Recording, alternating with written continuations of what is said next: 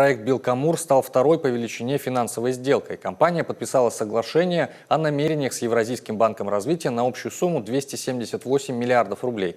Об этом сообщает агентство БНКоми. По словам гендиректора «Белкамура» Владимира Щелокова, документ означает, что реализация проекта перешла в практическую плоскость, так как у него появилось финансирование. Строительство может начаться уже в 2019 году и ориентировочно займет около 6-7 лет. На полную самоокупаемость дорога выйдет через 11 лет. Ранее проект оценили специалисты Центра стратегических инициатив Алексея Кудрина.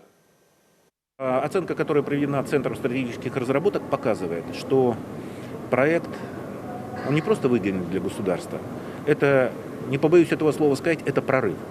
Поскольку при затратах государства в 64,6 миллиардов рублей на этапе уже начала реализации проекта в качестве поддержки проекта, по нашим расчетам, только на этапе строительства будет собрано налогов вот за эти годы примерно 65-66 миллиардов рублей. То есть практически для государства все будет в ноль. Оно за эти 6 лет собирает налоги, потом за 11 лет эти налоги возвращает. Ну, если это несколько примитивная, конечно, схема, но смысл примерно такой. А потом с 2011 года государство начинает получать чистую прибыль. По словам Щелокова, запуск дороги позволит открыть около 40 новых предприятий, а это новые рабочие места и налоговые поступления в бюджеты.